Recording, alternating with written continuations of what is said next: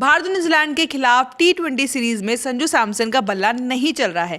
ये टेंशन अब team India के साथ साथ संजू सैमसन के ऊपर भी मंडरा रही है कि क्या टी20 वर्ल्ड कप से पहले उनकी जगह पर कोई खतरा है। शुभमन गिल जब टीम से बाहर हुए तो सैमसन के फैंस बहुत खुश थे। ऐसा लग रहा था कि अब सैमसन को मौके मिलेंगे और वो उसको पूरी तरह से भुनाएंगे।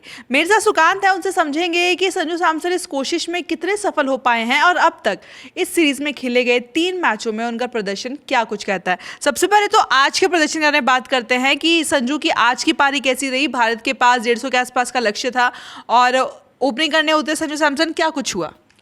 पहली बॉल पे आउट, और ये बहुत शॉकिंग इसलिए भी था क्योंकि वो जिस तरह से बॉल के खिलाफ अप्रोच ले रहे थे वो भी बहुत यूनिक था। मतलब मुझे लगा ऐसा जैसे कि पहले ही माइंड मेकअप कर लिया हो कि मुझे तो यही शॉट खेलना है, और उस तरह से पहली बॉल को खेलना मुझे लगता है कि किसी भी ओपनर के लिए बहुत अजीब होगा।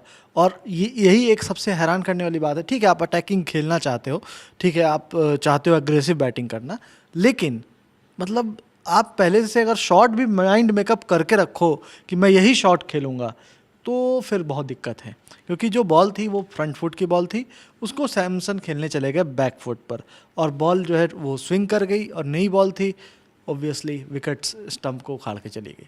तो सबसे बड़ी बात यह है कि सैमसन के जो जिम्मेदारी है, क्योंकि आप देखो जिस शुभमन गिल, सिर्फ ऐसा नहीं था कि शुभमन गिल टीम में थे, वो वाइस कैप्टन थे और मतलब फ्यूचर कैप्टन हो सकते हैं कि हो सकता है कि टी20 ऐसा माना जाता है कि 2026 वर्ल्ड कप के बाद वही अगले कप्तान होंगे सूर्य कुमार के बाद। बिल्कुल।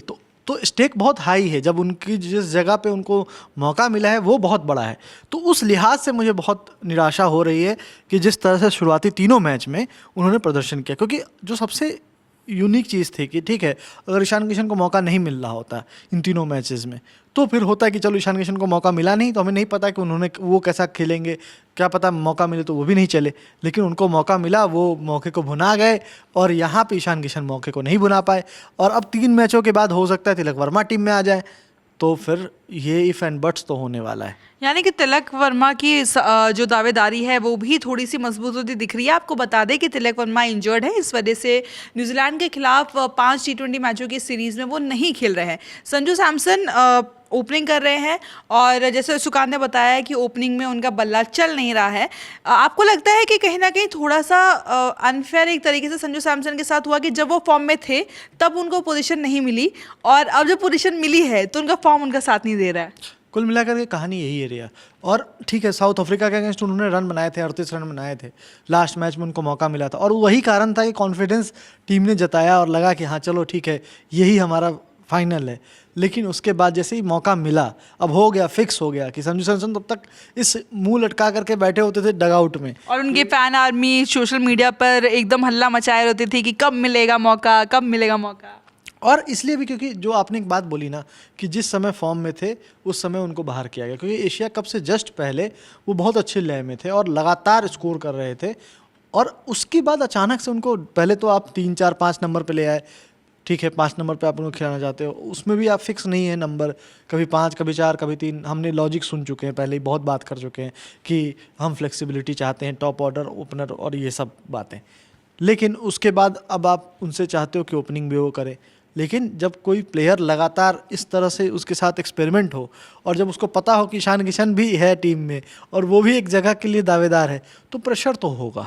और ऑब्वियसली वो प्रेशर अब दिखने लगा है, क्योंकि उनको पता है कि सबसे इजी टारगेट अगर कोई है तो मैं होने वाला हूँ, और वो फिर से उनको वो चीज़ का खतरा भी है और वो दिखने लगा है उनको। क्योंकि ईशान किशन जिस तरह से अभी डोमेस्टिक जिस लय में खेल करके आए हैं वो बहुत इंपॉर्टेंट है कि वो उसको कंटिन्यू कर रहे हैं, वो कॉन्फिडेंस को दिख रहा है, वो मैच में भी दिख रहा है कॉन्फिडेंस। तो ये बहुत बड़ा अंतर है। और यह सबसे बड़ी बात ये कि अब मुझे ये देखना है कि 3 मैचेस के लिए टीम अनाउंस हुई थी और तिलक 3 मैचेस के लिए था कि नहीं खेलेंगे।